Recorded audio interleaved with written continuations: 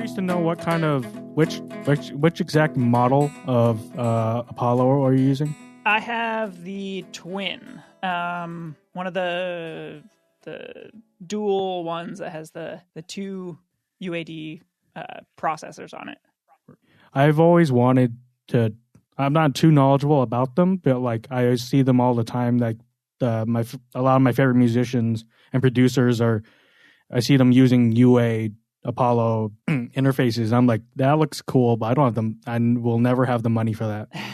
They're fun. This is one of the older ones. I don't have like the new fancy stuff that is coming out more recently, but they're fun. I think the coolest thing about them is just being able to get some of the processing off of your CPU, and when you have a big mix session or something like that, being able to use the UAD plugins on the UAD hardware is definitely like a good thing and a useful thing. So yeah. Yeah, it took me like forever to learn about how to record, and like, wait, so you need an interface? What's that? Yeah. It's like, I know you need a microphone. What's an interface? And like then I see trying to wrap my head around all the different ways you can like process the signals. Like I'm like, oh, okay, mixing is like you apply these effects and stuff like compression, EQ, and whatever on a thing. It's like you can also apply processing on the way in as a signal gets recorded. I'm like, really? Right, yeah. There's so many layers to it that you can do whatever you want, anywhere you want. That's what makes it an art form, I guess. Yeah. But then, of course, I see like, oh, the reason people are able to apply compression and EQ and such on the way in is because they have really expensive mic pre's that you go onto like a big ass rack of equipment that like I will never understand what half of it does. It could be. I mean, I use a lot of cheap stuff on the way in too. Like if it's just something, I don't know. I have a lot of gear that I've had for a long time that I just know really well at this point, and like throw it on the way in. If you know you're going to do it later, it just makes it easier for yourself down the road. So that's kind of my philosophy on it, is if you know you're going to do it, just do it on the way in. The closest I'm coming to that is, so the interface I'm using to talk to you right now is a Zoom USA 2. Mm-hmm. And before I got this, I had which sitting on top of it right now is a Focusrite Scarlett 2i2 3rd gen. I'm like, oh, this is cool. I like it. Air button and stuff. But then I decided, like, I have the money at the moment. I'm going to get one of these, a Zoom USA 2, just so, like, you know, different interfaces probably behave differently. And so I'm like, okay, I'll get this. And I really like it so far because Focusrite has their own digital control panel for like Scarlett interfaces and stuff. Right. Which you can set, like, turn on like instrument out, turn the input from like line to instrument, and then like also turn on the air and phantom power through the control panel. Right. I'm like, oh, that's cool. But then, and also you can set the sample rate and stuff. And then I saw, when I started using the Zoom UAC 2, I saw, for one, it has level readouts, which is really useful, as opposed to like the Focusrite, which doesn't have any in the control panel, but it does. And the closest thing it has to that is like just the LED light around the gain knob that flashes red when you clip. I do like that thing though. It looks pretty cool when that little like ring of light around the knob flashes. Yeah. Maybe not the most useful meter in the world, but I like that. It is pretty cool. Yeah. And so the Zoom control panel has level readouts, which is I fucking love, and it's really useful, especially when I'm doing these remote sessions and I want to be able to get a good handle of what the levels are at. But also you can turn on a high pass filter at 80 hertz.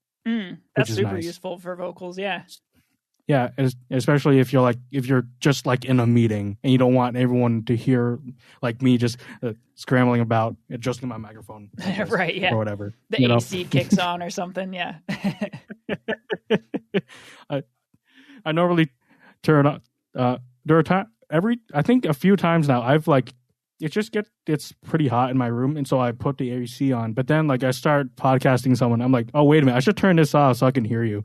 And luckily, I've had it off for now, and I'm fine right now. Yeah, I have to turn it off in my apartment.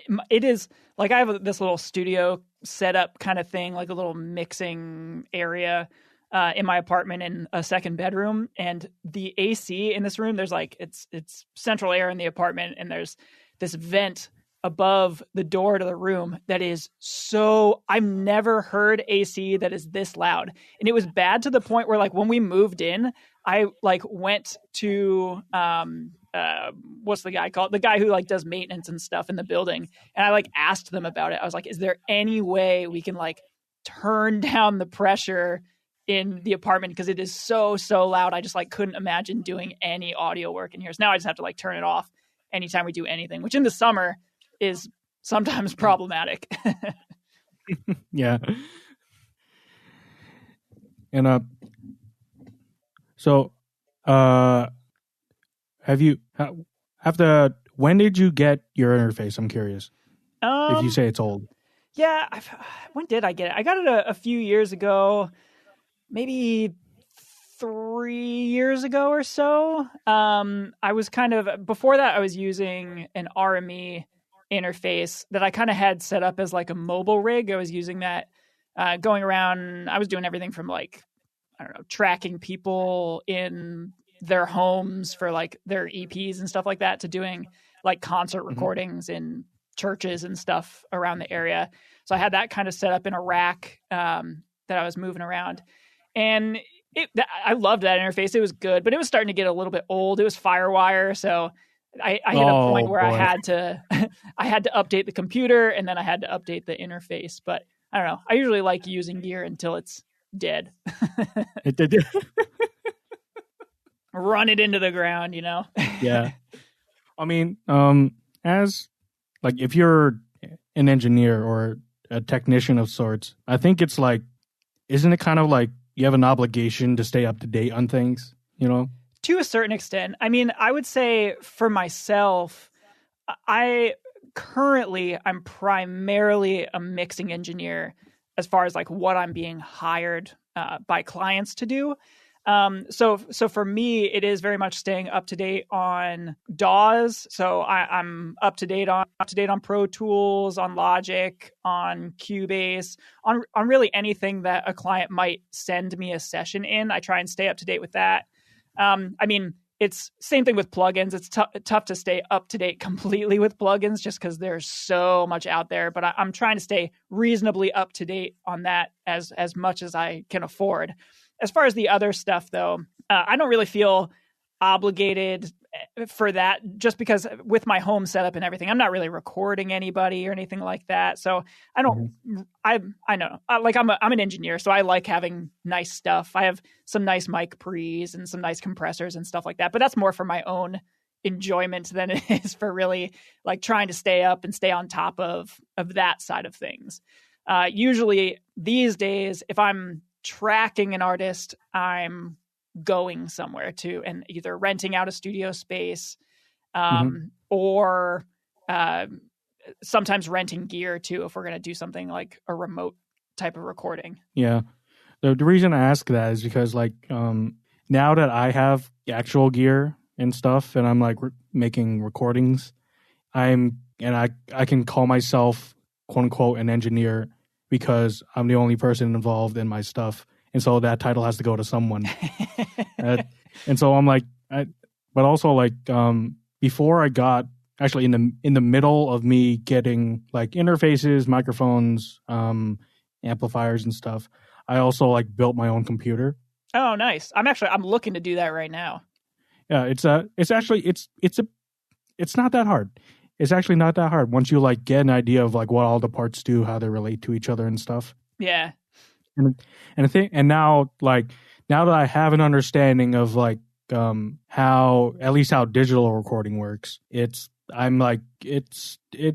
getting bad because I'm becoming a gearhead. Oh no.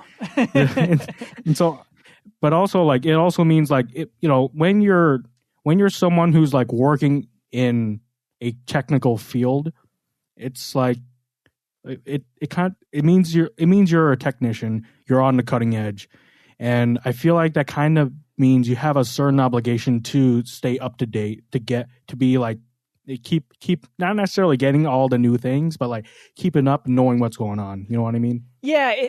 In audio, to me, it's kind of weird though, because like there's so much in audio where people are just in love with old gear. Like there's that vintage side of things too. So yeah, you're trying to keep up with the new stuff, but you're also people are just get married to like the old vintage classic gear also. I don't know. I've gone through a lot of phases as far as the gear and all that stuff goes, being super into it where I spend like all my free time reading about gear and stuff like that. I've kind of switched a little bit these days just because like it's so much. And at the same time, the longer I've been doing this, the more I've come to realize that like it doesn't really matter in the grand scheme of things. That's something that like in school we preach a lot, that like just start with what you have and you can get really, really great results these days with basic gear. And the more I'm doing this, the more I'm kind of like convincing myself of that, where I'm not just preaching that to students and stuff like that. I'm actually trying to absorb that into my own way of working, that like I don't need to worry too much about the cutting edge stuff. I like to at least be aware of what's coming out, understand what the stuff like that, and know how to use things. So if somebody requests something specific, which almost never happens, I would be able to use it. But yeah, it's kind of a weird thing for me. And I go back and forth all the time. If you ask me in a month, I might have a completely different perspective on that. Well, I mean, like, it begs the question of like, adjacent to recording, like when being a musician, does gear matter? Like most people would say, no, the tone is in the hands, man. You know, but you know, there are times when, you know, you play you strum through on a really expensive guitar. It's like, it's hard not to sound bad on this. Yeah, there's definitely that for sure. In certain pieces, like that's the same thing in audio gear too. Like there are certain just magical pieces of gear that just do a thing that nothing else really does. But I think the weird thing and like the illusion of that gear stuff in the industry is that somehow means that it's good, you know, that it does one thing that people are familiar with, and it does it really well. Nothing else can do that thing, but that doesn't necessarily mean that that's the only good thing. So I don't know. I try, at least right now, where I'm trying to prevent myself from going too crazy. I try and separate that a little bit from doing something unique, and trying to be objective about, does that mean that it's actually good, or is it just something that people are used to hearing and that they're familiar with, and that's why we see it as good. So there's a lot of things like you mentioned with musician gear. If you think about it from guitars or guitar amps, like the reasons that we like the things that we like has a lot to just do with familiarity. Like you hear a record with a great song that you love and it has that amp tone on it, and then you start equating that amp tone with good music. You know, it's kind of a weird mix there. Yeah, I mean, there is a reason why I got a Fender Blues Junior. Oh yeah, and it's because I hear other people playing Blues Juniors. I'm like, classic. Yeah. But I find that really funny about like guitar amps too, because like, I don't know, any distorted tone. If anybody's like talking about how a distorted tone is like objectively good, like you just think back to like where distortion in guitars became an acceptable aesthetic in music. Like it's one of those things where it's objectively wrong. Like it was something that guitar amp manufacturers originally were trying to avoid. Like you didn't want to distort, and now it's like that's the sound. So it's always weird. Like, wait, you got an amp that doesn't distort? Right, yeah. Now you get these like high gain amps that are intentionally designed to distort easily and in like quote unquote pleasing ways. So that stuff is always changing. Yeah, and now is there such a thing as an amp that doesn't distort? That's not like one meant for acoustic instruments or something? that you can't get to destroy. I mean, there are amps that are like super, super high head, like super, like the Twin, the Fender Twin. That's one where you can like crank it and it's not going to like break up in the same way that, I don't know, some other like high gain amp is where you're just hitting the first tube stage is going to like break up super, super fast. So I don't know. There's kind of a mix. It's all a balance of the aesthetic that you're going for and how loud you want it to be. Like those are the two things. I know for the longest time I put off like wanting to pick up an electric guitar because I figured I'm not like a gearhead. I don't care about tone. I'm just like, I spent most of my time trying to learn on acoustic guitar just because like I want to get good at playing first and maybe not even care about like tone or shit. But now the story is different because like I remember it was a turning point where like I was just playing guitar with a friend and he's the one who had amps. And so like eventually I accidentally hit. I would usually just like, hey, what's the cleanest tone possible? But then like I accidentally hit like just the like an overdrive button. I'm like, oh, cool. I'm like, ooh, I have tone now. And now it's like it's getting bad. Like I'm obsessing over tone now. I think it's also kind of funny. Like I've gone through kind of the same thing. There's a weird thing when you're like learning an instrument or improving on an instrument. You start out and it's just about like getting out of the notes, getting out the performance, and then all of a sudden it starts to feel like it's the gear getting in the way, like you're getting stuff under your fingers on guitar or whatever, and then it's like you find something like that where there's an amp that all of a sudden makes you jump up in how good you sound. Like all of a sudden you get this new tone and you sound amazing, and then over time it almost like reverses and comes back, where people become like these crazy, just insane guitar players, and then they can sound good on anything. They can sound good on like a $10 little practice amp. Yeah. Yeah, like I think are you aware of like Bela Fleck and the Flecktones and how a couple of members, Victor Wooten, the bass player, and one of his brothers is in the band, and how the Wooten brothers like they were all like a family band and shit. You know, are you aware of that? Yeah. Apparently. Okay, so and the thing is, you have like between the two of them, that are, I think that are in the Bela Fleck and the Flecktones. Victor Wooten has like the most expensive bass on the planet, custom made by a place for him. And then like there are shows when his guitarist brother shows up with like a Squier Strat. Yeah. And he absolutely rips it, and it's like, what the hell is that?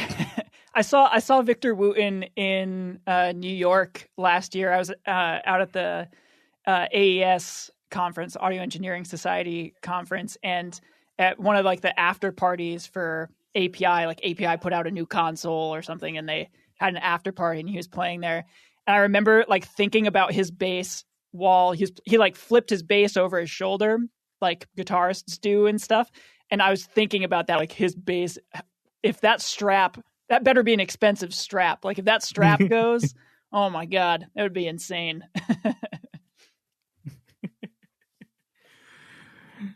I mean, like, so when I saw that clip of, I can't remember the name of the Wooten brother that plays guitar, but it was like him walking on with the shittiest Squier Strat ever. And it's just like, but then he's playing like he does. It's like, no, that does get better. Yeah. Like he's able to do it on. It's those kinds of things that just, kind of mess with your mind and make you reconsider everything. Like, that's, I think that people say like, it really is the tone is in the fingers and stuff like that. I mean, there's some truth to the gear, but there's a lot of truth to that too. I think that it really comes down to playing. And I think the same thing goes for lots of things like engineering or like cinema stuff. Like I'm sure there's parallels there too, that where you can get great results with really cheap gear. I don't know. Is there the same kind of thing in cinema? I'm sure there is with like, I don't know, vintage lenses and stuff like that, where it's like I don't know, you can get some really cheap stuff and make some really cool products out of it? Well, I'll tell you this. I'm not a cinematographer, or at least I try to be, and then I'm bad at it. But I'll tell you, like, I bet you like lots of cool looking stuff, like just from like independent little filmmakers on like who post their short films to YouTube. They're probably just working with DSLR cameras because that's what they can afford at the moment. But like, I mean, I've made stuff, like, and literally the only camera I have is the one I'm using to talk to you, which is just a Canon Rebel T6i. And, you know, it looks fine. It would probably look better if I knew what I was doing. But I don't know. It's like, I know there's so many people, filmmakers nowadays, who are like really traditionalists who like swear by shooting on celluloid. And but then I think about, would that mean do they want to go vintage with the sound too? Are they recording sound analog? Which I imagine they're not. That doesn't happen a whole lot anymore. Who knows though? Like, I don't know. There's the same kind of thing in audio too. Like there are people who still only record to tape, even though it's ridiculously expensive. But yeah, I would imagine that would be cost prohibitive. Even I don't know, for celluloid, like that's probably, I would imagine that's not cheap either. So yeah, probably not. I mean, like, I guess I can understand the aesthetic behind shooting on film, just because, like, for one, that's like the tradition, and like it takes actual skill to be a cinematographer using film, because you don't know what's going to look like until the end. But I understand that, and like the grain, I think most of the time it's the grain that they're looking for and whatever, but at the same time, it's like I'm having hard enough of a time trying to do digital. Right. Yeah. So like trying to learn how to shoot stuff analog, like on film and stuff. It's you're gonna be editing it digitally anyway. What does it matter? So true. Yeah. Like at this point, yeah, you might be shooting it on film, but you're not gonna be editing it analog, snipping stuff up. I mean, I think some people still do it, like Michael Kahn, who was Steven Spielberg's editor. He's been his editor since 77. And I'm pretty sure he still basically cuts on film and has mentioned, like, every once in a while working on the Avid Media Composer, but like very rarely, you know? Yeah. Yeah. I don't know. I find all that kind of stuff really interesting. I don't really know anything about film or about video at all. But yeah, I find that really interesting. That's something I've been trying to look more into, just because that also satisfies of my brain. Just learning about all that kind of stuff, learning how all that stuff is made. And yeah, seeing all the expensive, cool toys. Yeah. Like, I don't know, I see a lot of, I watch a lot of videos about filmmaking, and like I saw this one from like Vanity Fair about the guys who like mixed the sound for that movie Ford versus Ferrari. Have you seen that? I haven't seen it, no. It's directed by James Mangold, and it starred Matt Damon and Christian Bale, and it's about like the engineers, the designers behind the Ford GT6 or whatever that like competed at Le Mans, the racing competition in France, Italy, whatever. That and you know, like they beat Ferrari. Ford, an American automobile manufacturer, beat the guy who made the Ferrari. Yeah, you know, and I see like these guys, the sound mixers, they have this it looks like a damn warehouse with a huge cinema screen on one wall so they can see the film and like and project their computer screens and whatever. And this huge mixing desk, like it's even bigger than like what the standard commercial recording studio. Oh yeah. I'm like, what the fuck is all that? What do you need that for? It's those consoles. Yeah, I'm like that type of audio work before, but I've seen pictures and videos of that type of studio, and like the consoles are absolutely insane. But if you think about like what they actually have to deal with, like, I don't know, in a recording session or whatever, we're dealing with stuff split up like kick, snare, overhead. Like there's only so much stuff going on. But in like film stuff, you're talking about like you've got the music, you've got all the same stuff, but you've also got the dialogue, you've got the Foley, you've got all like the ambient sort of like stuff that goes way beyond what I'm familiar with, being more of a music-driven studio person. But yeah, it's absolutely insane where you get these, I don't know how many channels a lot of those things have. They've got to be upwards of 150 billion plus, maybe more than that. Like, yeah, they're absolutely insane looking. Oh my God. Imagine having to like be in charge of that Pro Tools session. You better be organized. Like, having to go on each individual track and select the input for like 150 things. That'd be for real. Torture.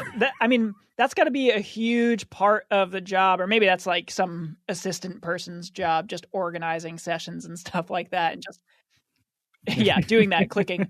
All right, this is input 1, this is input 2, on up through input 400, and somebody's full-time job just doing that. Yeah, or like, do you have any idea if like recording film scores is like each musician has a mic on their instrument, or is it just like them in a concert hall put like 3 mics like on each end of a stage from where they're conducting? Oftentimes it's a combination of both. So usually for something like that, you'll have usually there will be a main pair. Sometimes it'll be 3, sometimes it'll be 5, like a Decatree or something like that. But you'll have like a couple main microphones that are set back from the entire ensemble, and they're kind of meant for overall capture, like capturing the sound of the entire ensemble in the space. Sometimes you'll have some extra like flank microphones if it's a really, really wide ensemble or something like that. But you almost definitely will have at least one spot microphone on every individual instrumentalist in the ensemble. Almost, I would say without exception, especially for film stuff, like you really, really do, they really will need that control afterwards, where if you need to turn up whatever violin number 2 in this scene, like you have to have the ability to do that. So yeah, especially for like bigger budget stuff. I mean, there are a lot of film scores that are recorded at like Abbey Road, where like track count and microphone choice is like no issue whatsoever. So I would say in most cases, if not all cases, you're going to have some spot mics on individual players and a main set of microphones kind of as overall capture. Yeah, and I think I heard you mention before in class that you like using Cubase. Cubase? Yeah. I'm a big fan of Cubase. And I like research when I'm looking up like DAWs to use, I noticed that Cubase tends to be associated with a lot of film score composers. Yeah. Cubase and Nuendo. I don't know if Nuendo is still. I don't know if they're even still making Nuendo, but that used to be, a big thing for that type of work. I'm not sure exactly why that's the case. I know Cubase and Steinberg, the company, is one of the older companies that did like a digital audio workstation in the kind of form that we're familiar with now, and that they were just kind of early to the game, and were able to, I don't know, have higher track counts or something like that. I'm not exactly sure the history of that. The thing that I love about Cubase is the editing features and the speed and workflow that you can achieve in Cubase versus something like Pro Tools. So I imagine that probably has something to do with why film stuff has gravitated towards that as well. Yeah, like I actually have like most of the mainstream digital audio workstations, Like I have, although granted, I have all the free versions. So it's like Pro Tools first, the free version of Pro Tools, and Cubase LE, which is the free version of Cubase. I also have Ableton Live Lite, Ableton Live 10 Lite, and because I figured I'm gonna learn how to use all of these because that means I'm gonna be versatile. But right now I have but like at the moment I've barely touched them, and like as like a filmmaker who like edits video regularly, the main thing to use is Premiere, right? Adobe Premiere Pro, and I'm like, I figured it's it synchronizes with Adobe Audition, whatever, and like I guess I'll be using it a lot in conjunction with Premiere. So I guess I'll learn Adobe Audition. And right now, that's the main thing I use for, like, say, editing and mixing the podcast. And like I'm currently making a record, and that's what I'm using to record and mix, Adobe Audition. Nice, yeah. I use Audition occasionally for stuff when it has to do with I have my own podcast, and I usually master the plug. The what? Yeah. Plug for that. Plug the podcast, man. You can't go find it.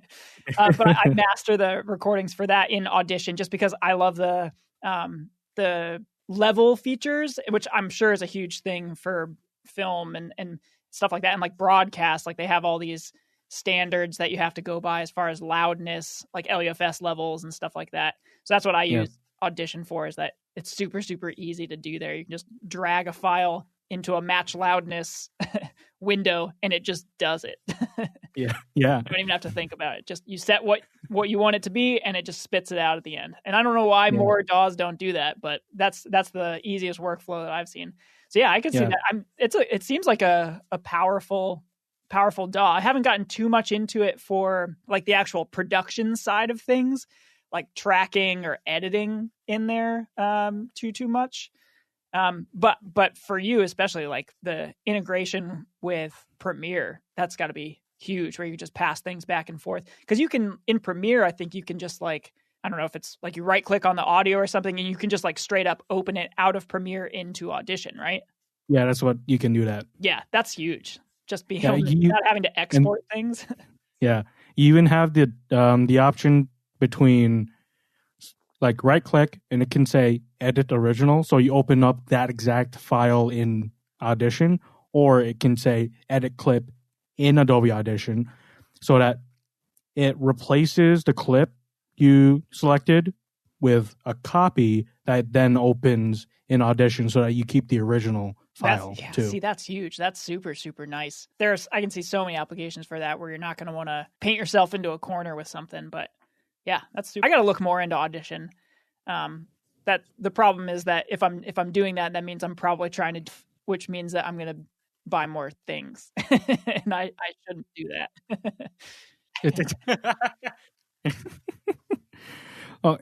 I think I really want to learn how to like say use Pro Tools, because that's the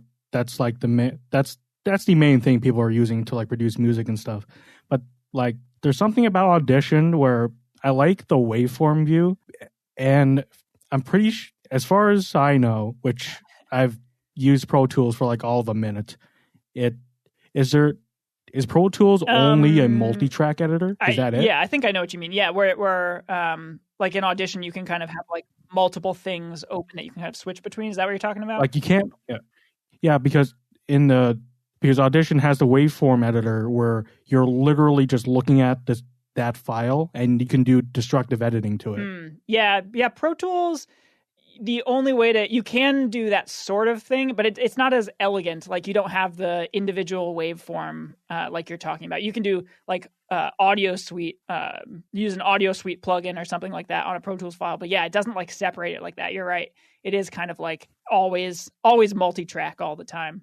I don't know. Pro Tools to me, like it is the industry standard, but it's kind of clunky. Like it's one of those things that like there are a lot of other DAWs out there that have really, really cool, useful features that Pro Tools just kind of like is always behind on. Like they never catch up. Like one of the things that drives me absolutely nuts in Pro Tools is their crossfade editor. So like if you're trying to like smooth over any edits, it is just so painfully slow to do in Pro Tools, where something like Cubase, it's like I zip through. Crazy how different it is. Yeah, and also the there's something about how I remember when I first started trying to use Pro Tools, I thought it was just an audio editor, like say Audition. Like you can open Audition and like not have anything connected to it. Just be like, I want to look at an audio file, and all I have to play through is like the shitty computer speakers that are connected to the line out. But I'm like, I was like, I'm gonna learn I'm gonna get Pro Tools first, and I'm gonna learn how to use Pro Tools. And then I try to open it. It's like, you need an audio interface. And at the time, I'm like, I don't know what an interface is. Right. Yeah, the barrier for entry for all that kind of stuff is pretty high. Like, I don't know. That's one of the things that, I mean, you don't need an interface to record in Pro Tools anymore. It used to be that you had to have some sort of hardware. I don't know if this is the case for First. I haven't used First. But it used to be that like you had to have some sort of Pro Tools hardware. Like I remember when I was first starting on Pro Tools, you needed to have like an M-Box or something like that. There was actual like Pro Tools. It was DigiDesign before it was Avid back in the day, where you had to buy this box, the interface to use, and you could only use stuff that was specifically designed for Pro Tools. And now it's a little bit easier. You can get any interface you want pretty much to use, and you can run it off like the core audio of if you're on a Mac, like the core audio on your computer. For PC, I don't know. It might be weirder, but I would assume you could do the same thing. Just use the audio built into the computer. Like if you go in Pro Tools, you can't like select a built-in output or something like that on yours. I don't think so, unless I were to download the driver, the ASIO for driver. All driver thing. For sure, yeah, that is a thing. You're absolutely right.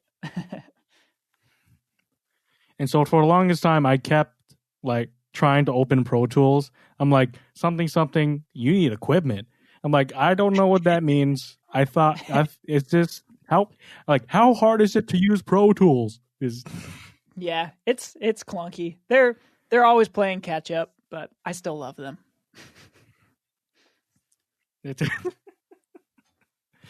Oh no, I also see like them moving into like the subscription based service for the applications. I'm like, I don't know, do I want to do that?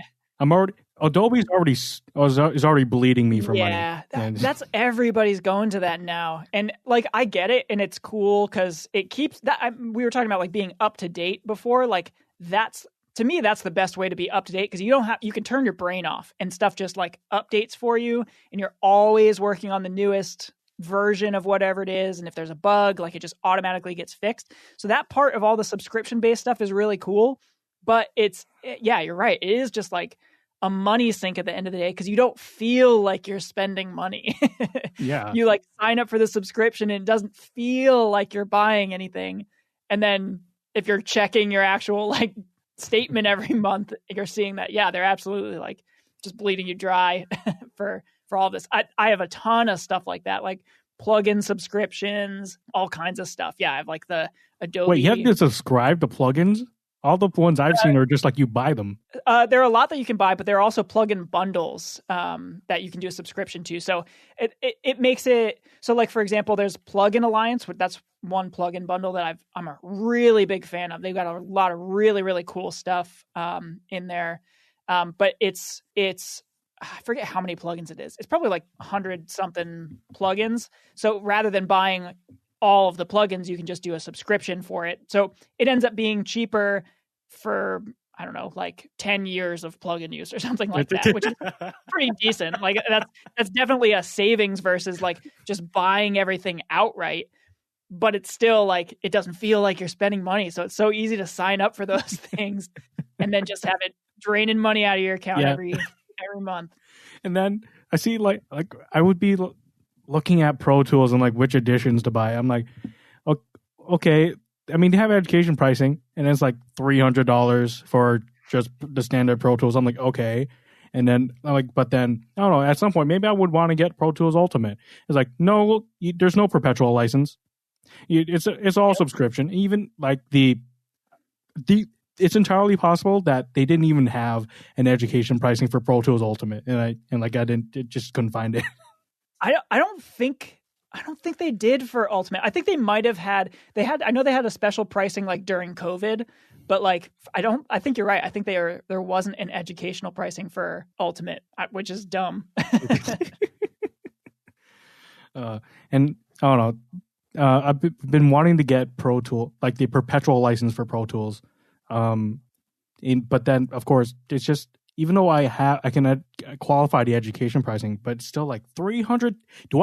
Is Pro Tools worth $300? I don't know. In like a year of updates. I guess if you're using it every day, then I would say yeah, for sure. But if I don't know, if it's one of those things that you're using every once in a while, there are plenty of great DAWs out there that are cheaper, and there's stuff out there that's like basically free, like Reaper. Like I think it's like Reaper's like $60, or like if you don't want to pay that, you kind of don't have to. It's like one of those sorts of deals. Like pay it's the $60 WinRAR of DAWs. Is that what it is? Pretty much, yeah. It's basically free, and man, it's pretty awesome. Like I haven't gotten too into it, just because like I don't know, when people send me sessions to mix, I don't think anybody's ever sent me a Reaper session before. But like a lot of the things that I love about Cubase, actually, Reaper has too, and it's free-ish. So I don't know. For me, if I was recommending something to somebody where it's not going to be something you're going to use like every day, I'd say check out Reaper, because like it's definitely cool. And nobody can argue that that's not worth it if you're going to do any audio work. Free or $60 for a perpetual license. In that case, like you're not shelling out $60 every month. It's just a one-time thing. Yeah, and I don't know, that sounds like something I might be into, but then there's the like that discomfort and like, oh, I have to learn a whole new thing now. I'm so used to Audition and whatever. Yep. Huge. That's a huge barrier for me too. That's when I started doing a lot of mixing, and I made a decision at one point that it wasn't worth like chasing down clients anymore and asking them for like to print down all their audio files and trying to explain how to do that and exactly what I needed. That there was a point where I was just like, okay, screw it. Like I just need to buy everything. And then no matter what anybody sends me, I'll at least be able to open it and do it myself. But yeah, that is definitely a huge pain, because everything is like so similar. They all do exactly the same thing at the end of the day. Like they're pretty much the same, but they all use different key commands to do it, or the menus are structured differently, or I don't know, the way they handle routing is different. So it's one of those things. It's just like a pain, and it's confusing. Yeah. Remember the first time I opened up Ableton? That's a whole nother thing. And yeah, it was like I was just trying to like see if like my MIDI device would be recognized. And I'm just like, what the hell? Where the hell is anything? This doesn't even look like a multi-track session. Where's the timeline? I'm sorry. You skipped out. I don't think I heard the last thing you said. Oh, I think we had a glitch out for a second, but we're back. Yeah. What was that thing? I didn't I was saying, hear what you where's said. the timeline in Ableton? Like you open it up and it doesn't even look like a DAW. Like it looks like a... No, it doesn't. I don't even know what it looks like. It looks like a bunch of menus. Yeah, and I remember a time when like I was telling a friend of mine who was trying to get into recording. He's like I use Audition. He's like, oh, is it timeline based? Yeah. I'm like, aren't all of them timeline based? How do you have a DAW that's not timeline based? That's some some weird existential thing. Like what is time really? You know, when you're working with like reading a score and it has no access for time. I mean, that's kind of what Ableton is, though. Like it really doesn't. I mean, I guess you'd say it's loop based. I guess. Okay. I don't know. It's weird. That's one that I haven't messed a ton with. But yeah. So it's fruitier loops. That's what it is. Yeah. Fruity loops. Yeah. But fruitier. Yeah. Yeah. And there's I think now that pretty much all recording is digital, I feel like engineers have to. It's pretty much a requirement that they have to be like computer savvy. No. Yeah, pretty much. If I'm like 100% honest, I am not the most computer savvy. So, to a certain extent, I would say yes. There are also a lot of engineers out there, though, I would say, who really have no clue on the computer side of it.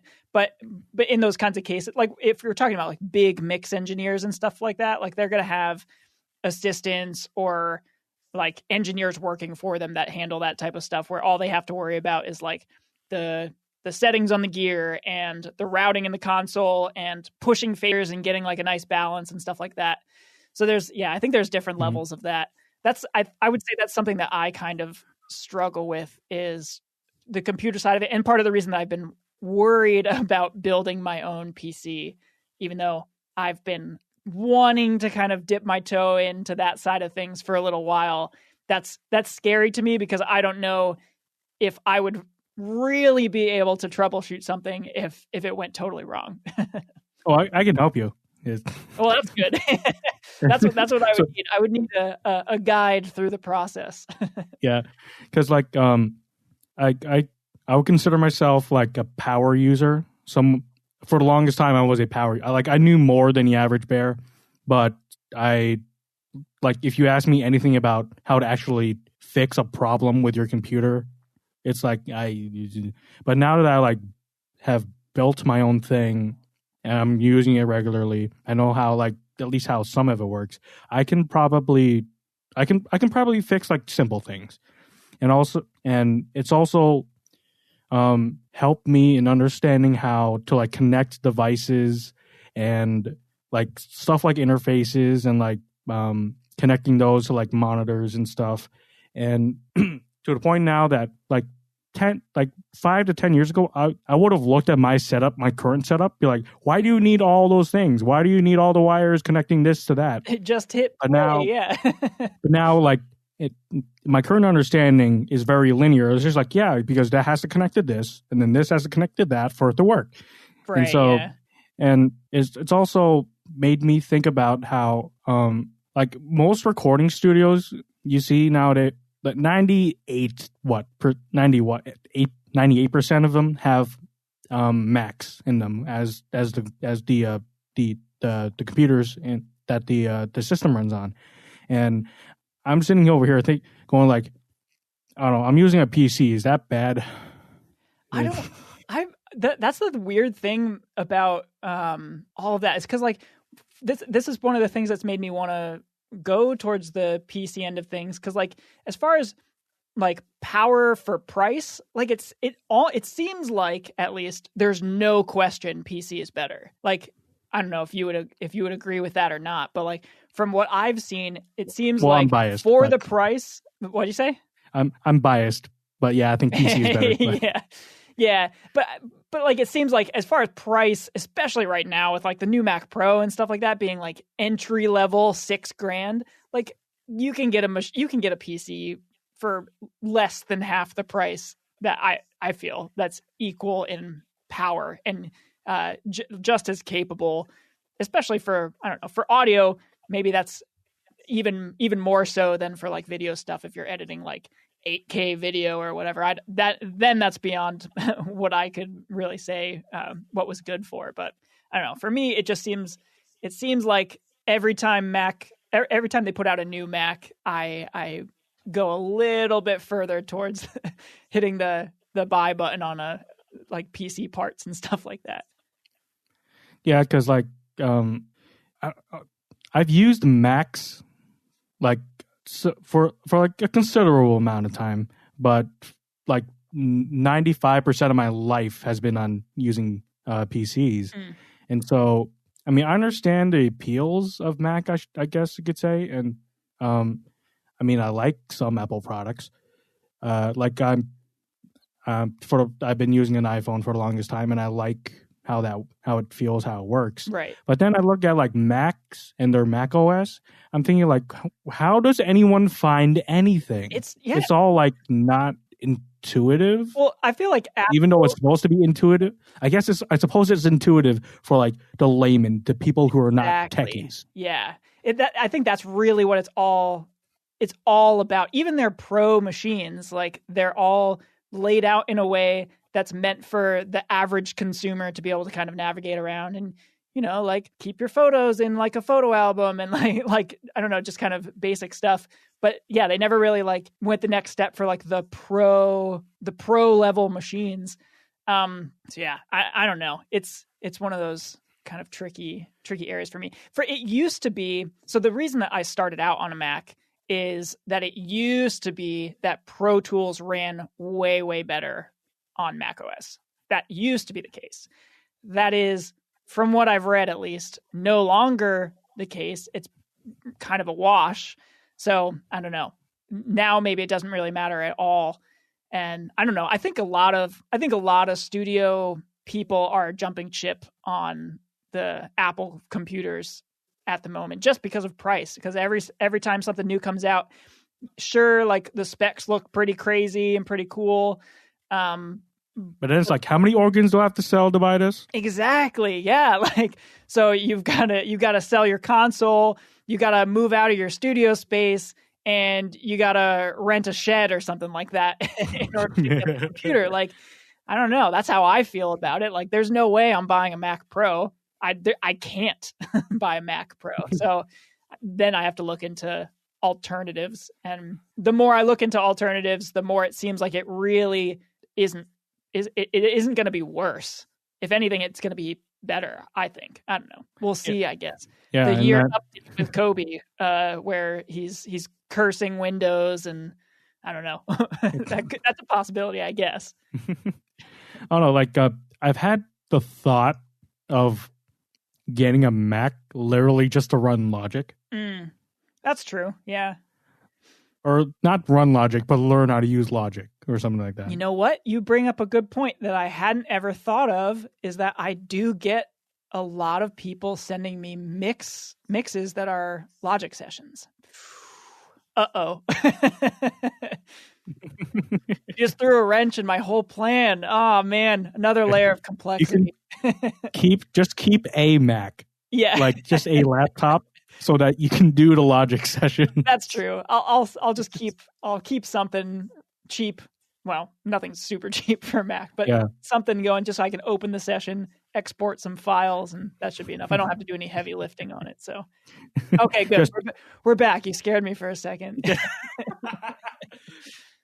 Oh no, like I would say I encourage people to get into, like, if they're Mac users, to try to switch to using PCs, because there's something about how like the Windows operating system is laid out that just makes more sense to me. Because everyone I know who like is a Mac user, it may just be because they're laymen, but it's like, I'm pretty sure if I ask them like where something is, it's like, where, what? This file. File? That's so true though. Like, I even feel that way sometimes. Like, and it's so easy to save something in a location and not be able to find it on a Mac. Like, there's no intuitive place where you have to like go. You can go to look for something on a Mac. So I don't know. In one of the studios I worked at back a few years ago, like 5 or so years ago, they were all PC based, and they were Cubase based as well. So that was a little bit different. Also, that's kind of where I got into Cubase too. And that was one of the things that I really missed kind of coming back to the Mac world, is just being able to organize files in a logical way. Yeah, because I bet you if you asked like the average Mac user what a file path is, True. It'd be like yeah. files can have paths. Yeah. I mean, I guess they do show you the file path on the Mac, like in Finder and stuff. Like you can see a file path, I guess, but Sort of. yeah, the concept is not. I don't know. Yeah, I think you're totally right. Yeah, and but also I feel like because Macs are kind of like designed for the layman, it's basically for people who don't quite understand how computers work, and they're therefore not able to say exploit them to their fullest potential. Yeah, I mean I would say that's part of the reason that that I was drawn to Macs in the first place. That kind of sounds like it describes me a little bit. Because like it's they're all kind of pre-built, and like even the desktop ones are just like all the machinery is in the monitor. Yep. And so it's like, just, hey, here's the thing. That's what a computer looks like. And half the people who like are buying Mac computers probably don't care about the specs. It's like, just get me one. I just need one to work on. And I feel like with PCs, you're getting I would call a more intuitive interface and operating system, and also you can custom. It's way more customizable and it's way cheaper for the parts. You can like make it into a goddamn art project where you want it to all the lights to be green, all the parts have LED lights and it's all green and whatever the hell. And like I can tell you right now, like all the parts I have in my PC and the reason I wanted to have them, like I put in 64 gigabytes of RAM and a CPU, AMD CPU that has 6 cores and 12 threads. And like I just wanted a graphics card that it has 8 gigabytes. The memory is 8 gigabytes, but like I'm not. You see, and the thing is, most people who build PCs are gamers. Is more, and if you look at any parts that are on sale, like motherboards and stuff, they're all gaming. For gaming, gaming. That's one of the intimidating things to me, is that's all anybody talks about. Yeah, is gaming. Yeah, but then it's like, well, I'm not a gamer, so I don't give a shit. So I'm like, just get me like the good parts that are good enough that like not necessarily for like the most top end gaming person. And like I just want the things that have like the ports I want, and like it'll run fine, and that like it will not like choke on me just editing a video. Right. Yeah. For me, I feel like there's almost no info out there from a purely audio standpoint. Like, I don't know, for audio, for running Pro Tools or whatever, like, I don't know. I am completely ignorant when it comes to like number of cores, threads, and stuff like that. But I'm from what I do know, I'm pretty sure that you don't need like tons and tons of threads for running Pro Tools. Maybe I'm 100% wrong on that. That's absolutely possible. But like everything out there is from the gaming standpoint or rendering like high res video. Like that's the other thing that I see get talked about a lot, is being able to handle, this can handle 6K video and this can handle 8K video or whatever, or you're not going to have any issues with 4K video, anything you could throw at it. And it's like, that's great. But for me, like doing audio stuff, that means nothing to me. It's not going to help me in any way. So I don't know. That's been the tricky thing for trying to figure out what I want to do for a computer. I think, I'll tell you this, Koby, I think the main things that would matter for you in terms of like doing audio work is the CPU, right, and the RAM. Yeah. If you have more processing power, more cores, more threads, that means it can handle more tasks and do it more efficiently. So, and for like handling big ass WAV file, uncompressed audio files, WAV files and stuff, like in a whole, like say Pro Tools session, it's during the non-destructive application of effects before like you export it. Right. It's that's what you want to be on the lookout for. Good CPU and like there's never too much RAM. Yeah. Yeah, I mean that's kind of the sense that I've gotten. I don't know. From what I've read, yeah, it's pretty much all about the CPU for the audio stuff. So I don't know. It's one of those things I'm still learning. Very recently began trying to learn about too. Within like literally the last few days is when I've started like doing this. So when I say like I don't know what I'm talking about, I really don't know what I'm talking about at all. So that was me like a few months ago. Like I was researching how to build a computer for like a year, right? And like I felt like I was in fact I was comfortable, but like then I still ran into problems. Like when I was building my computer, I wanted to use the case that my previous system was in, so I didn't have to spend money on a case. But then I'm like but it turns out that particular case was like the smallest it ever was, but still be called micro ATX. And then like I literally couldn't fit my hand to like plug things in, like to the point where like there are power connectors. I think they're in. I tried my best, but then I tried to turn it on. And it's like nothing. You're just, like, I'm doing like, yep, blind. I can't do it. You can't see to try and plug stuff in. See, that's my fear, and I know for a fact that when I build a computer, something like that will happen because there's going to be something that I don't think about. Your first computer build, I guess that's kind of bound to happen. So we'll see. It's gonna be a fun adventure. I like that kind of stuff. I like learning about, I don't know, technical things and trying to figure that out. And I've always felt like I needed to know more about computers and like how computers work and do what they're supposed to do. So as an engineer, it's probably something that I should know more of. So it's gonna be a fun process. Yeah, I think perhaps because I don't know too many audio engineers, but I feel like at least some of them gotta have, like, they're savvy enough to be on a computer to like work a Pro Tools session, but I feel like they have to at least have like a curiosity about how computers work because they're using them so much. But also, I think that's how the mind of an engineer works. Like they might not, maybe like someone like you, they might have not gotten too into, say, learning about and like building computers yet, but I feel like it's not that too far of a stretch for an audio engineer to understand. I think it's one of those things too, where it's like you don't know what you don't know until you need to know it. Like until it's something that comes up and you're like, like this is things are going south, and I don't know what's happening here, and I gotta troubleshoot it and fix this.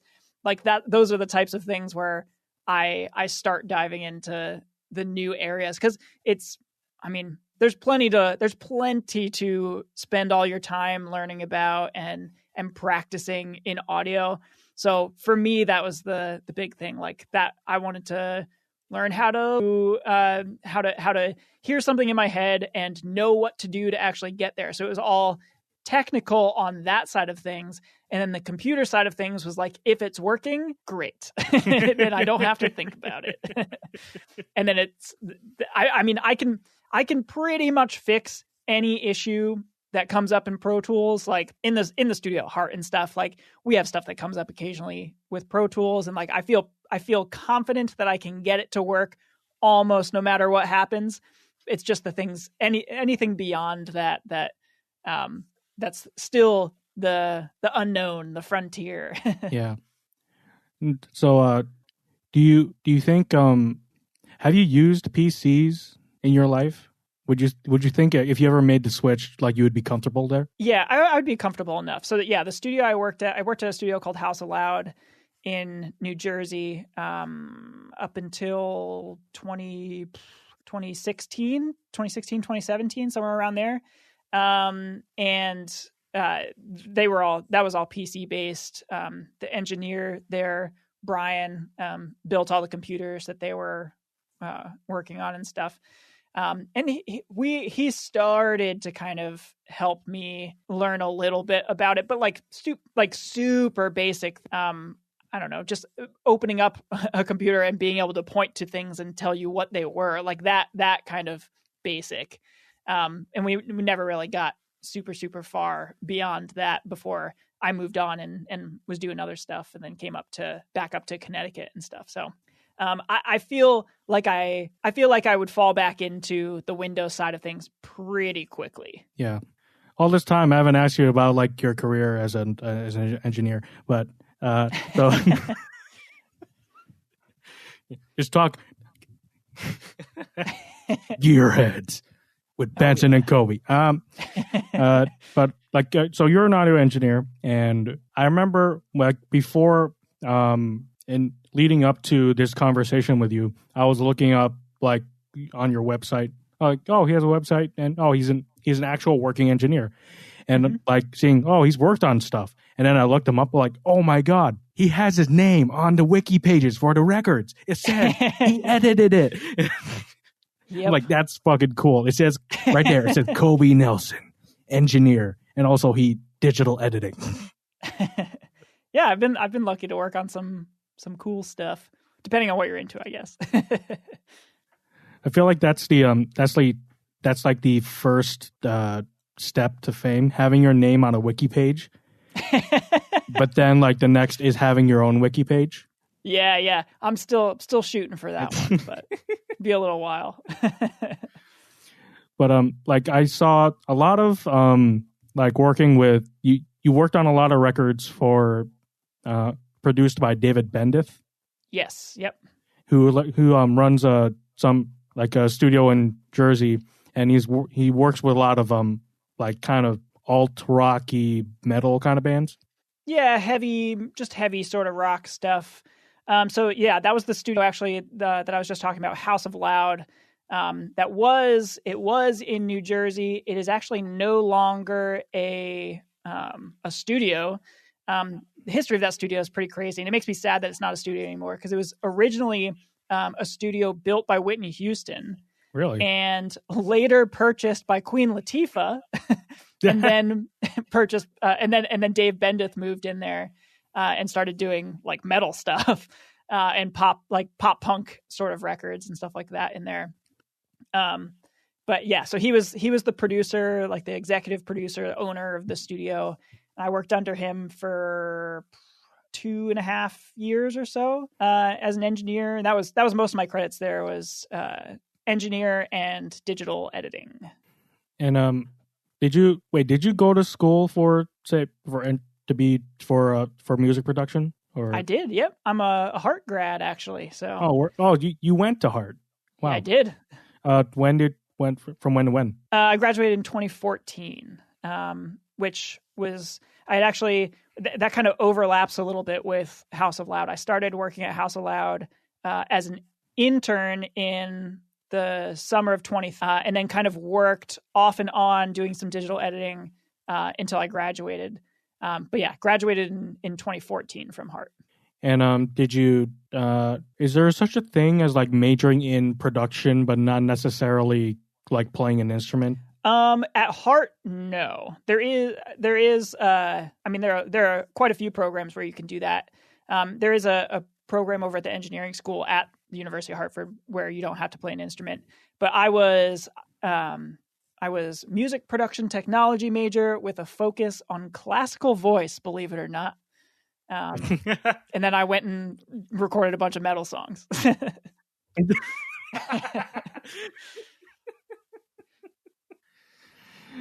Oh, that's an odd combination. A little bit. Yeah. Do you think it was always the intention to go into production, but were you like always singing throughout your life and you're like, I'm going to study voice, but then you found production? No, it was definitely production first. So I played in a bunch of like crappy bands in high school and stuff like that, and recorded myself and all that type of stuff. So that was always number one. But singing was a big part of it too. I actually went to a high school that had 11 choirs. Like, it was a huge, what? Yeah, Ledyard High School. They still have a ton of choirs. I don't know if they have 11 still, but it was like 2/3 of the school or something was in a choir. Like the whole football team was like in choir. It was a huge thing there. So that was definitely a really, really big part of my musical beginnings. But yeah, for me, it was always rock music and engineering. Like that was the main focus. And did you play like guitar or bass, drums, whatever? I played heavy air quotes guitar. I faked my way around guitar. I was never very good. I basically I was the rhythm guitar player in my band, which basically meant that like I played a couple power chords here and there, and because I couldn't play anything and sing at the same time. So not really, just enough to feel like I was contributing to the band. Pretty much all I could do. Still all I can do. And how long have you been teaching the sound technology course, which I'm currently taking with you? I started doing that in 2017, which is so right after I moved back up to Connecticut from House Aloud, and about the same time that House Aloud closed. And yeah, been doing that, a couple classes every semester for the last few years. So it's been a lot of fun. I really, really enjoy that. It's I kind of have two parts of my job at Hartt. I'm managing the studio, which was one of the big things that I was drawn to in the position. But the teaching part of it has really grown into something that I really like to do. I don't know. It's one of those things where I like to. I'm an introvert, but I like to talk about studio stuff. Like I don't like to talk to people about a lot of things, but I like to talk about studio things. So the class is a really great thing for me where I get a place to talk about that with people who are interested in it, hopefully. What percentage of students taking the sound tech class would you say like they seem a bit more knowledgeable about recording than say the average one? It's a really big mix, I would say, in the class, which is one of the things that I find really interesting about it, is that we have some people who have zero experience in the studio, and then we have some people who are like audio engineering majors, not from Hartt, but from the other audio engineering program on campus.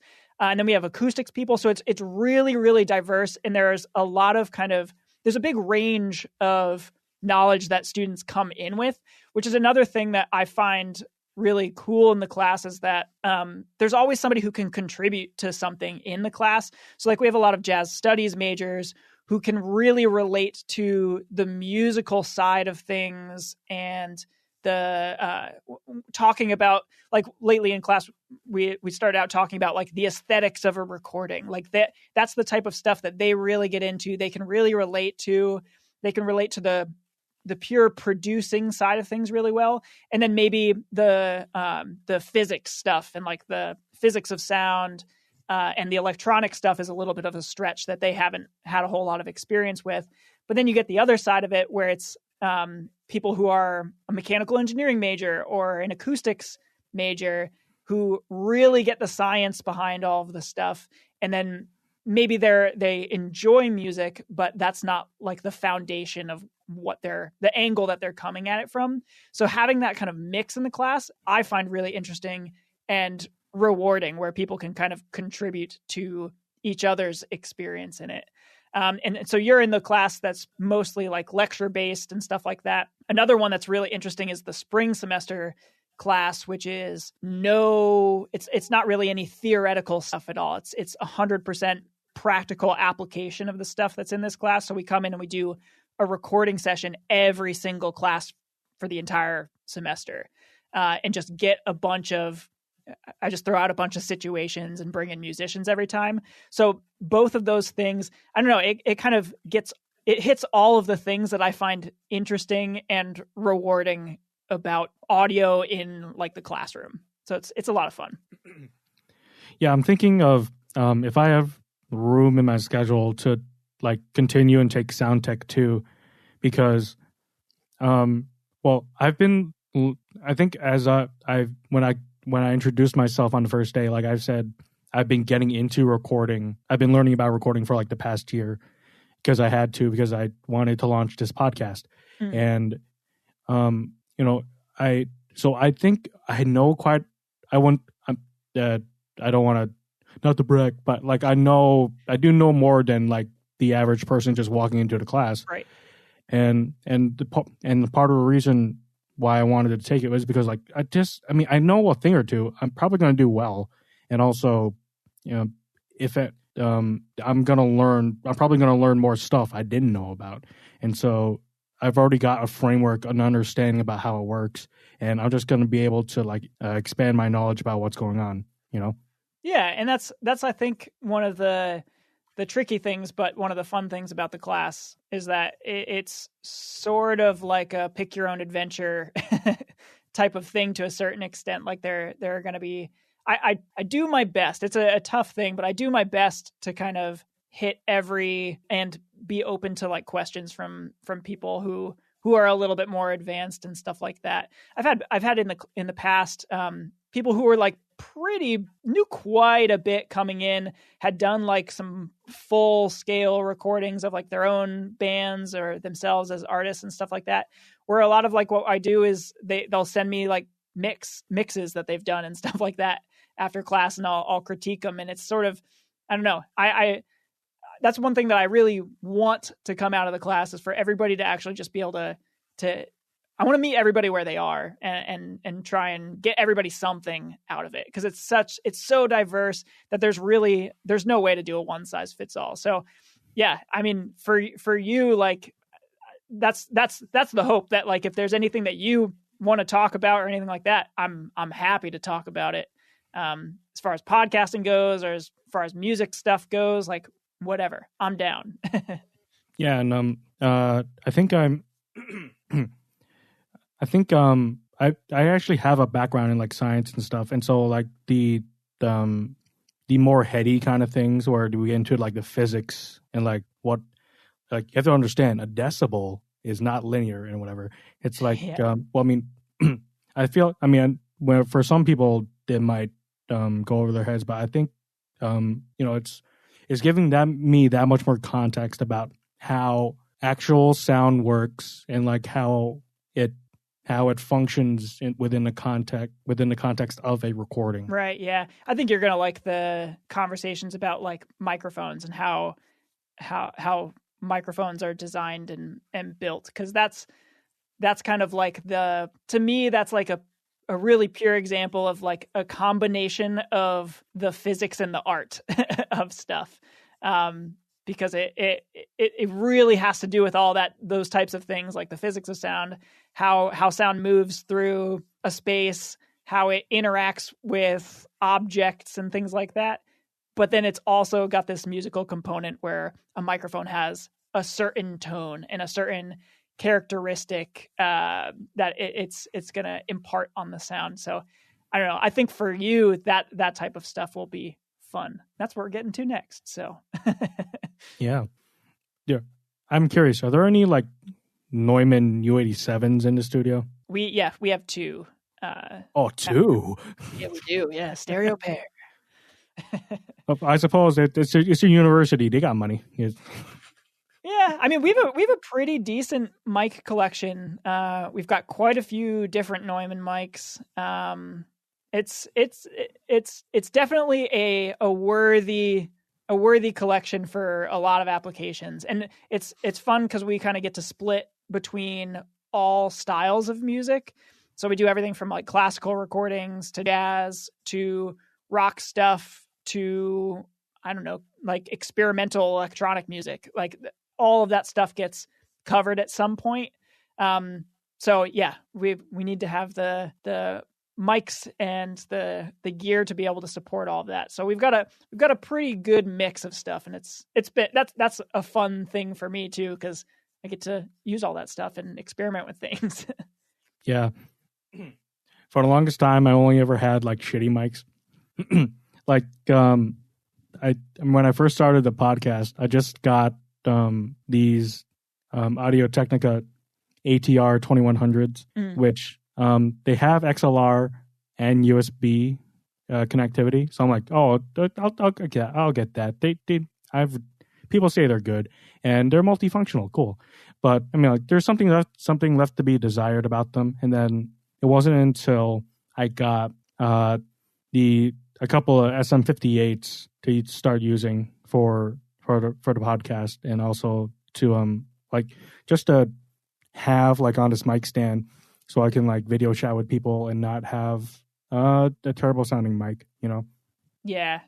It's one of those things too. Like, it's all about the application, I think, at the end of the day. Like the 58 is perfect for like what you're using it for and stuff like that. For me, one of my favorite microphones, which I'm always a little bit embarrassed to say, but like one of my favorite microphones for certain applications is the Pile. I can't even remember what it's basically a knockoff SM57. It's like $12. I bought it as a joke one day because it came up as a recommended thing on Amazon, and I got 2 of them. And honestly, the first time I put it up, it was purely a joke. I put it on snare, and it sounds awesome. Like, it's really cool. I use it on snare all the time now. It's a $12 microphone.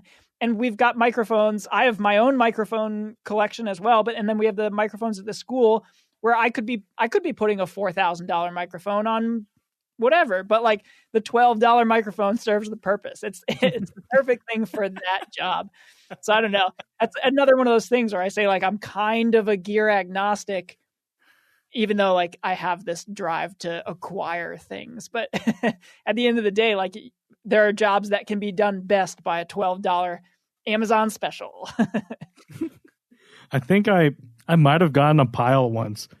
Don't throw it away. It's awesome. No, but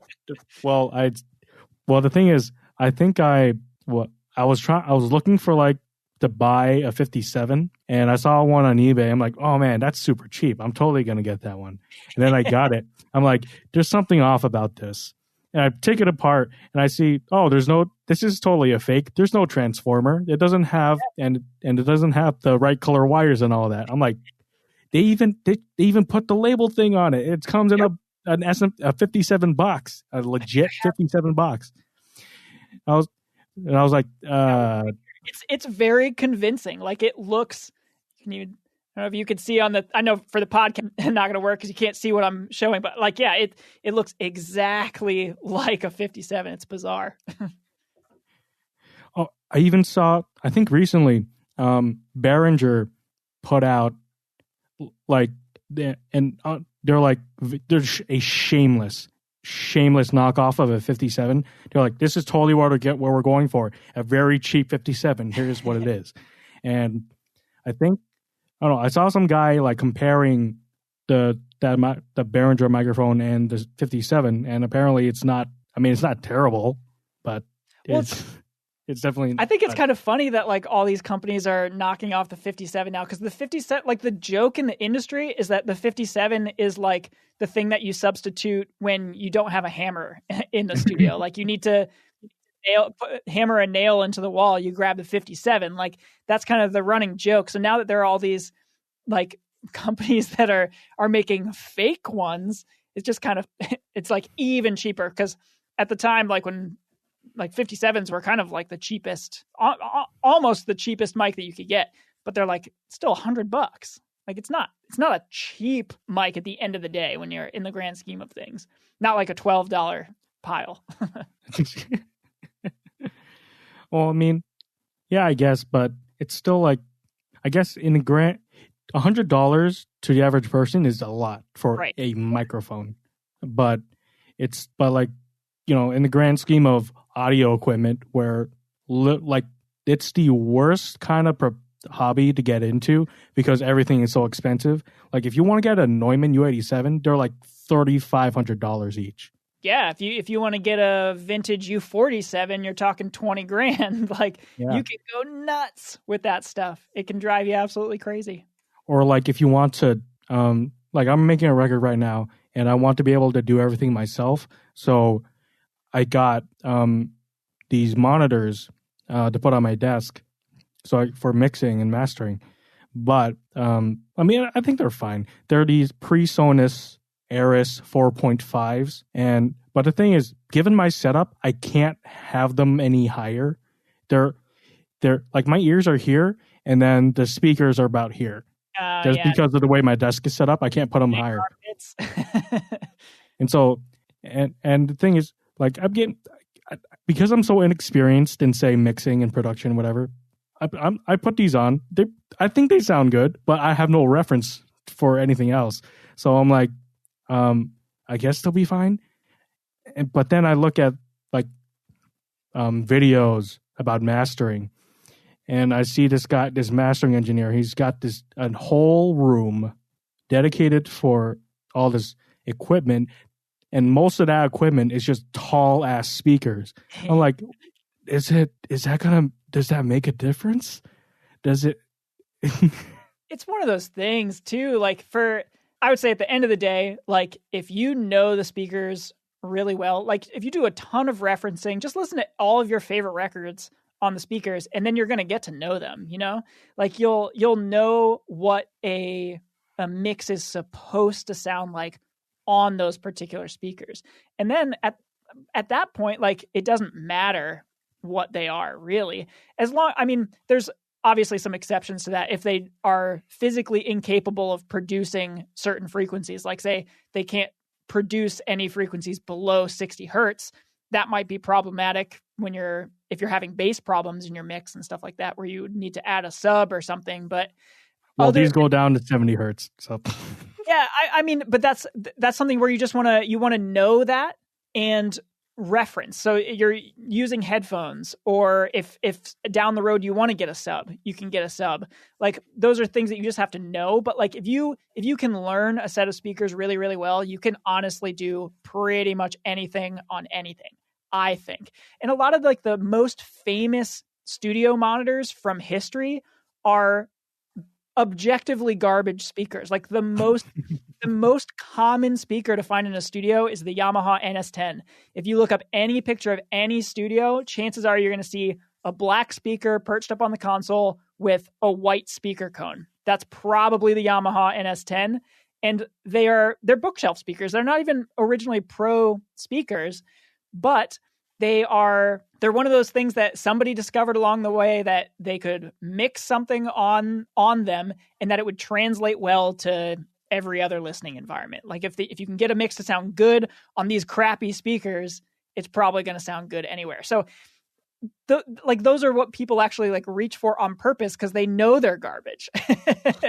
So for me, it doesn't matter. As long as you know the speakers, then you can do whatever you want on them. My speakers are they're small, like for super audiophile gearhead people. They're probably too small. I think they go down to like 50 or 52 hertz or something like that, which is low enough for some things, but I definitely have to be careful with that and reference other places. And at some point, I'm probably going to have to get a sub for my space, just to be able to check on that kind of stuff. But at the same time, like, I'm learning them, and I know them well enough where I can tell what something is going to sound like in another location, because I've heard enough mixes and done enough mixes on these speakers. So I don't know. It's another gear agnostic answer, I guess. Yeah. Oh no, there are times when when I'm mixing these tracks, and then like, I feel like I don't trust my own ears, because I'm like, well, I have the monitors, but like, is the angle too shallow? Do I have to readjust them? I know they're not high enough to be level with my ears. Is that the problem? And then like, I also have these AKG K240s. I'm like, but then I mix on the headphones, and then it sounds different. Maybe there is a problem. And then I'm like, I just like throw everything to the ground. I'm like, I don't know how to mix. I mean, I do the same thing all the time. I really do. And then for me, I'll get to a frustrated place. I'll turn everything off, or I'll bounce down a mix, turn everything off, give myself like 10 minutes, and then I'll go out to my car and play the bounce in my car, just to be like somewhere completely different, but also a place where I listen to a lot of music.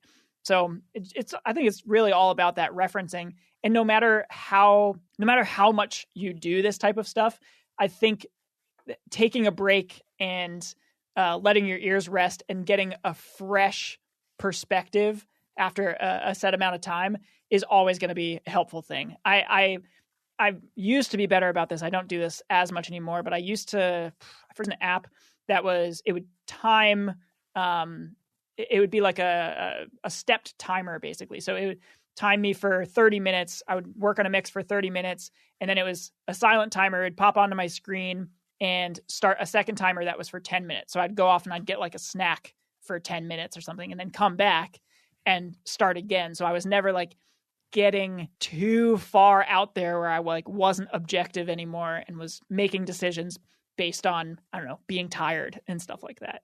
It's hard. It's a weird thing, and your ears really do change over time. Like the longer you listen to something, the less objective you get, period. Doesn't matter if you're listening on $20,000 speakers or $10 speakers. Like it's going to happen.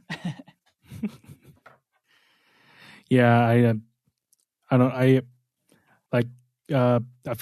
feel myself like being delayed in the making of like this record, because the thing is, my ears, they always feel like they're hurting for some reason. Uh-oh. Even after a few minutes, I don't know, like my ears are just jammed up with wax half the time. And like, I just got them cleaned. I'm like, I don't know, I guess it feels different. Okay. And then I'm trying to mix and like, I'm trying to record stuff and mix. And then I'm like, I always feel like my ears are just in a state of throbbing, even though I know I'm not listening that loudly.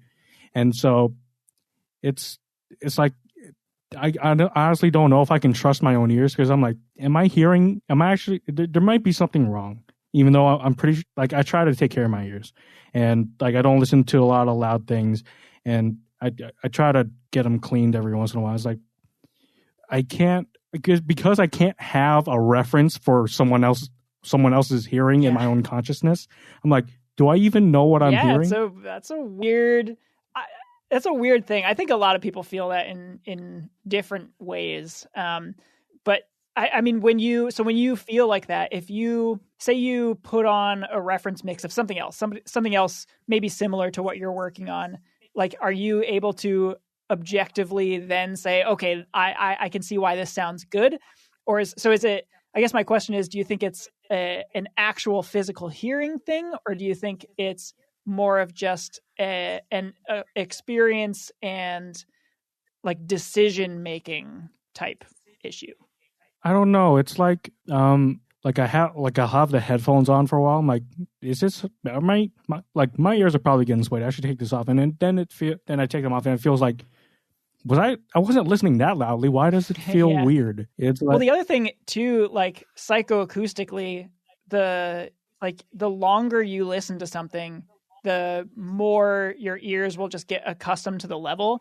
And it's something that I've had to consciously work on fixing for myself, because I used to, I would be listening to something for a while, and you just keep reaching for the volume knob, turning it up a little bit, just a tiny bit.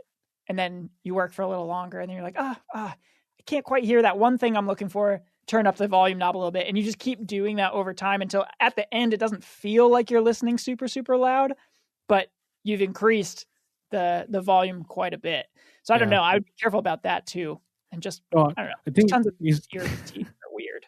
I do try, because I know I'm not listening that loudly. I know I'm not. Like, I keep track of like just where the knobs are. I'm like, that is not, I know exactly where that is. I know that is not loud, but then it's just like maybe it is just having the headphones on and like having them cup. I have a big head, so they're probably trying to work to like squeeze in. It's just probably not good for my head. I bet it is. I bet it is just headphones, because that's also kind of a weird thing that like you've got these speakers, an inch away from your ear. I think it's tough to judge level there too, because if you're like listening to something through speakers, you can kind of feel the air in the room. Like even if it's not a conscious thing, like the speakers are moving the air around you. Like you can feel that. So you get another like dimension of your perception that you can use to feel how loud something is. And I think a lot of people listen much louder in headphones than they think they are, just because you don't have that extra thing. You don't feel the air moving around you. It's just like right up against your ears. I'm not saying that you're listening too loud or anything like that. I'm sure you have a pretty good sense of that, especially if it's something that you're conscious. But I find that kind of an interesting. I don't know. Maybe that's it. There is a chance that's it. Even though like I have like the headphone output, it's like in the first quarter of its arc around the knob, but it's still like, I guess based on like my computer settings, it's still pretty loud, like considerably louder than what you think where the position of the knob is. But I don't know. Maybe I would that's try. Just as an experiment, I would try just turning it down, mixing super, super quiet. You'd actually be surprised how many mix engineers out there mix really, really quiet. Like David Bendeth, I would go, when I was working there, I would sit in on his mixes a lot of the times. And it was surprising to me how quiet. It was like he would reference loud occasionally just to kind of feel it in the room. But 99% of his work was like where I would feel like I was had to lean into the speakers to like hear what was going on. Like he was mixing. Yeah. I once heard someone describe like how Andy Wallace, how he mixes, and they say like he monitors so low that's actually uncomfortable being in the room with him, because it's like like to the point where you could cough and then it feels like you're disturbing like the ambience. That's how I would feel too. You know? It's like you shift in your seat or something. You're like, oh man, I just totally took him out of the moment. You know, like it's that type of thing. I'm sorry. Yeah. But I would try that. I would try just see how quiet you can mix. And a lot of the times, especially with like low end and stuff like that, like the way our ears perceive loudness is not linear through this frequency spectrum either. So like if you're listening quieter, you're going to hear less low end. So it's going to monitoring quieter too is going to change the actual mix decisions that you make as well, and end up usually giving you a fuller sounding mix as well, because you're gonna put a little bit more low end in there than you might if you were listening at like 90 dB. 90 dB is kind of like where our ears are the most flat. They're not flat still, but they're the most flat across the frequency spectrum around 90 dB. So if you're listening much, much quieter than that, you're actually maybe doing yourself a favor by giving yourself a beefier mix, listening super quiet. Yeah, I guess. So, this is going on long. All right. Gear talk. Yeah. Get lost in the gear. I guess one more thing I want to talk to you about is you said you started a podcast like recently called Self-Signed Artist with one of your friends. Yep. Yeah. A guy who used to be he worked at House Aloud too, actually. I actually hired him as an intern there when I was an engineer. But yeah, he's an engineer himself named Jake Mannix. So it's basically a podcast for, since we're both on the studio end of things, it's geared towards musicians, independent musicians, and creating a brand, thinking about it from a more business perspective. So it's not really about like engineering stuff or about songwriting or anything like that. It's more about like positioning yourself in your artist career, based on things that we've seen artists do through our time in the studio and artists that we've worked with and frustrations that we've had. So it's that type of thing geared towards, musicians and bands.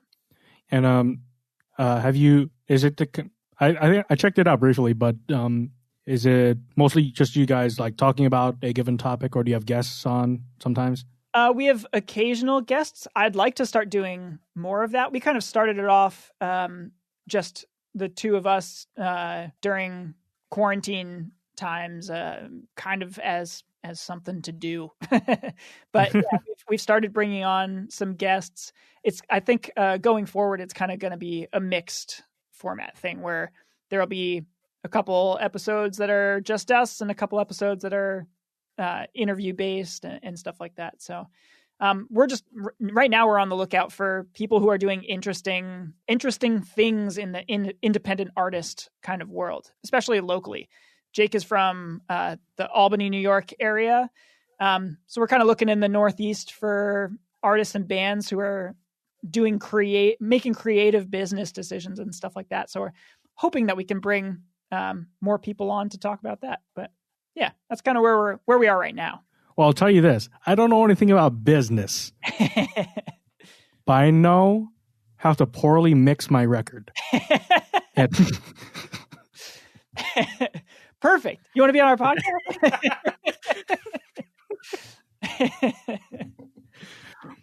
Or not anything in like, I don't know. Like I don't know anything. I actually don't know anything about business, but I do like, I try to promote my podcast wherever I can, and I'm not making money off it. In fact, I'm losing money, but, same with us. But I think it is like if you're really trying to break into the business, marketing is kind of it's an important thing to know about, and like being able to get yourself into be able to play live shows at venues, to coordinate that. Make sure there's like maximum exposure for whatever, like if you have a thing coming out, or just to like make sure people know about you and stuff. And as you've heard me say, some of us need help. I think so. The whole start of the podcast came from just lots of conversations with musicians where we were talking about the idea.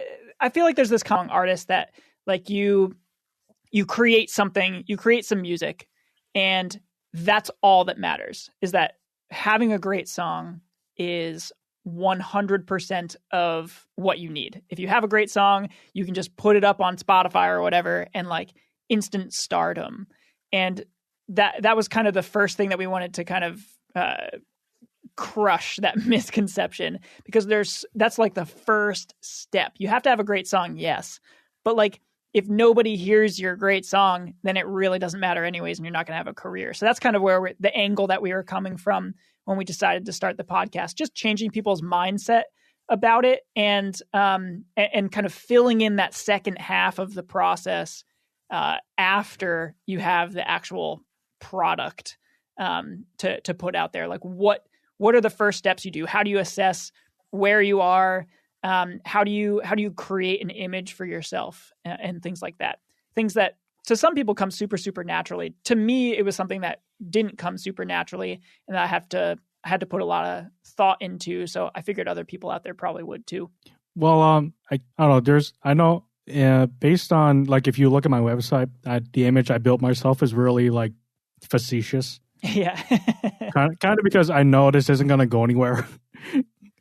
But like it's just, hey, I talk to people, and sometimes, and of course, the title of the podcast is The Podcast, right? With Benson Ty. So, yeah, I mean, we're kind of from the same angle. Like we don't want to we're not taking it too seriously. It's more for fun, just to. I don't know. It originally started as something to do during quarantine. So, yeah, same kind of idea. Yeah. But okay, I think we've gone. You don't have anything to do, anything pressing to do you? No, I'm good. Okay. Guys, marathon podcast. Is a live stream the podcast. Let's go, because it will never end. No, but I think we've gone on for a while. But I do want to. I would love to keep talking to you for like ever, but I think we both have things to do, and But if in fact, would you be interested in returning like later? For sure. Yeah. Anytime. All right. Cool. All right. I'll have you on like 8 times. Yeah. Perfect. No, but it's really cool to talk to you and like see you without a mask on. Yeah, it's the first like in class. First view without a mask. It's so weird. Yeah.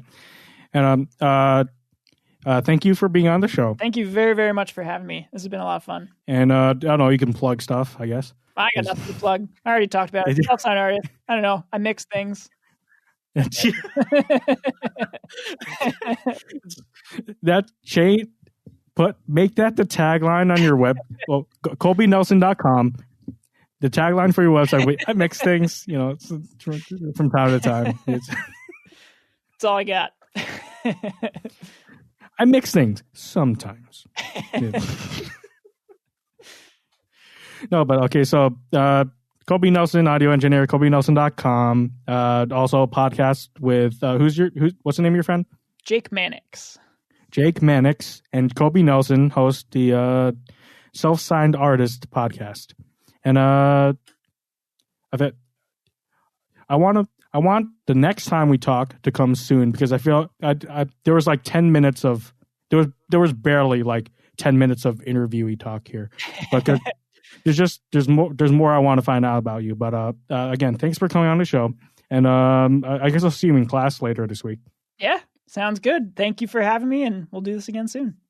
Woo! All right, bye. See ya.